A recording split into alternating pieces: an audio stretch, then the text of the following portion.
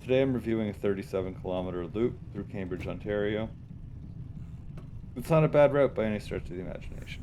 Overall, I give it a 7.4 out of 10. There's some genuinely beautiful sections, especially when you're riding beside the Grand River. You cut through old parts of Cambridge, which are very charming to look at, and there's a lot of fun scenery when you're on well-supported streets. Unfortunately, there's also very long sections of sterile suburban energy that give absolute backroom vibes.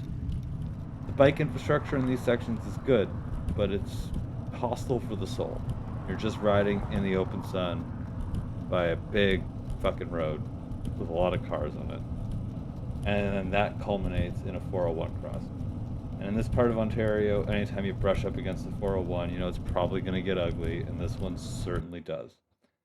So the short version, strong route, good local ride, but I wouldn't be driving very far just to take it. So let's get into the actual route itself.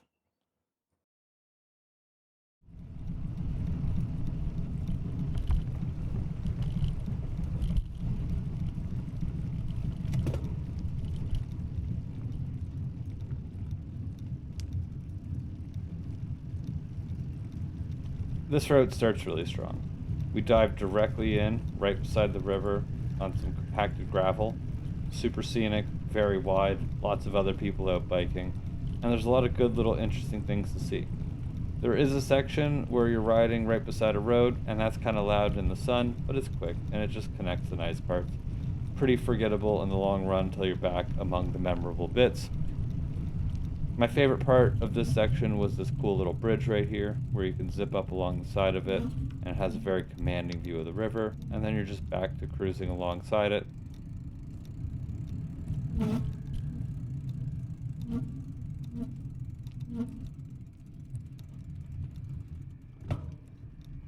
Good mix of pedestrians and bikes, lots of room for everyone, lots of scenery, and riding on gravel, even on an old bike with thin wheels like mine, is just fine. It's very well maintained.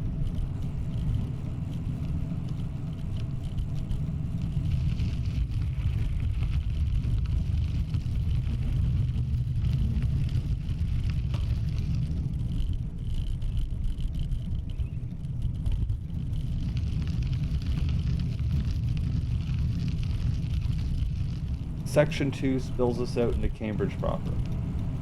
These are more old school streets. I don't know if you're in the thick of downtown, but it has a downtowny vibe to it. There's good bike lanes, lots of stuff to see here. It has a lot of character. Old streets, urban texture.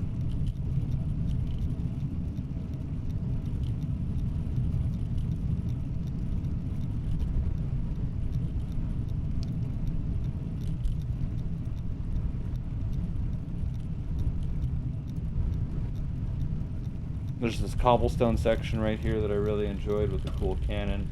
Looks very historic. I didn't stop to learn about it, but you could, and you'd probably have a great time. It's less peaceful than the river trail, but it's genuinely interesting. The cars keep their distance. And I'll take interesting city riding over sterile, nothing suburban riding any day.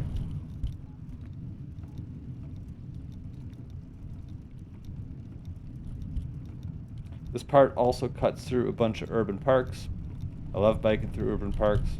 They're well used, lots of families, lots of space, good mixed use trails.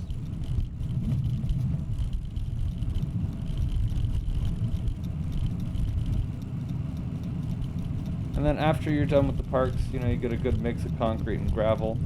We spill back out into Cambridge proper, but this time it's a little bit less fun than before.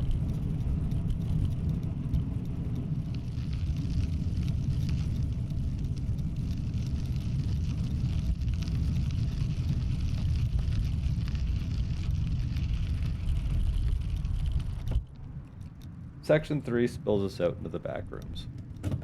This is a 30-45 minute stretch of just pretty much suburban biking. I won't go so far as to say at its worst, but not really at its best. They put in the effort to have the bike lanes here. You feel safe the whole time. They've clearly thought about you. But it's just not fun. It's loud, it smells kind of weird, there's nothing to look at.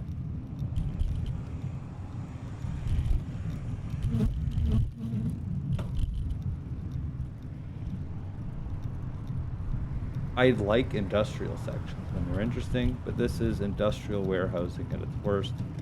I get that the bike infrastructure here is functional. It's for people probably go to work, school, home, commute, but I don't have to.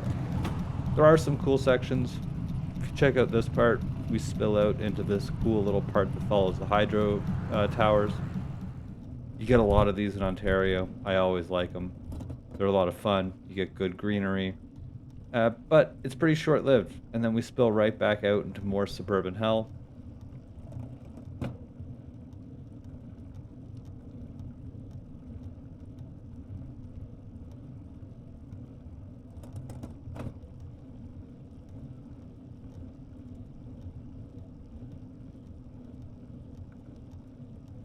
I'm riding right alongside the cars. It's really loud. I'm in the sun.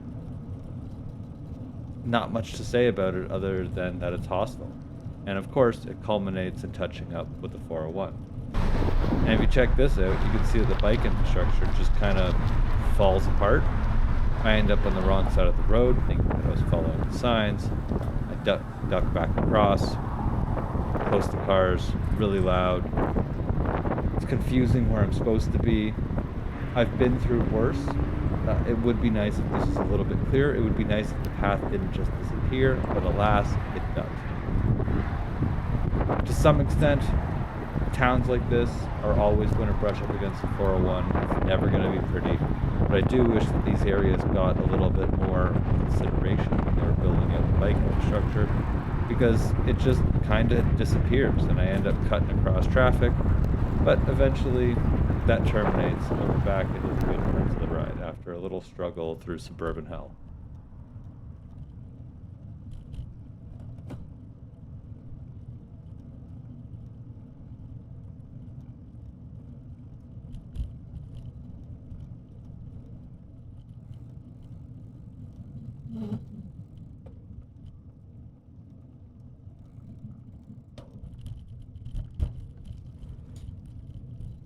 After the 401, things pick up quite nicely again. We dive back into some charming streets, a lot of curves. We come across this nice little graveyard. It's very peaceful. And then we spin out onto this little section of construction. It was the weekend, so the construction wasn't running, which made this actually a pretty fun little section to run. Some kid ripped way past me, and that got me driving a little bit faster than I should, but it was all in good fun.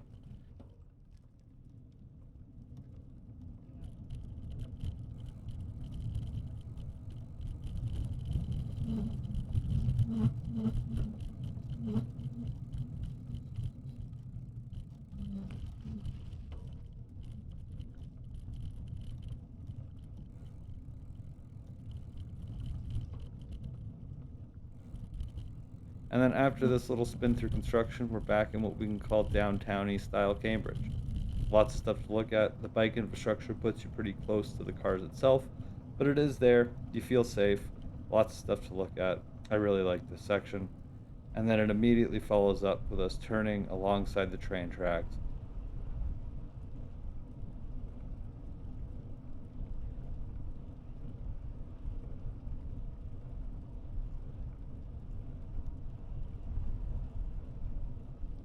Back into the nice little gravel shaded paths beside the river.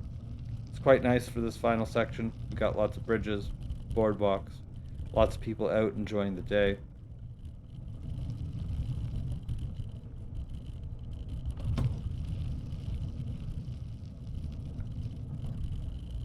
I fell behind this guy for a good chunk of it and just kind of stayed on his tail.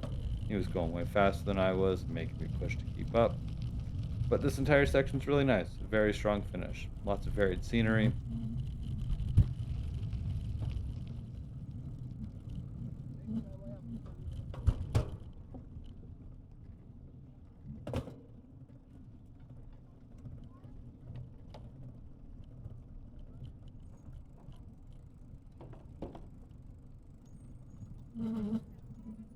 We hugged the river pretty much the whole time.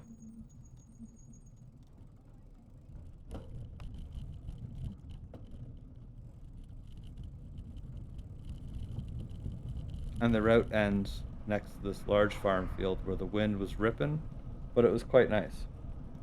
And that brings me right back to my car. I give this route a 7.4 out of 10. It's not some scientific score, that's a vibe score. It's just the number I feel in my heart when I look inside myself. But I think it has some truth to it. The sections that are good are really good, but 45 minutes through suburban bike paths really drags this place down. The 401 crossing, it's never going to be good, but this is one of the worst ones I've encountered. And I do think that the good parts outweigh the bad parts overall. And yet, I maintain, if you're not local, probably not worth driving to check out.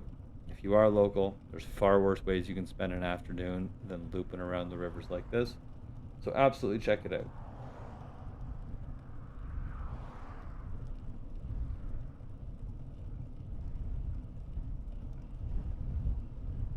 You can find the link for the route in the comments. If you have any routes that you'd like to suggest I review, let me know, and I'll do my best to check them out. Happy trails.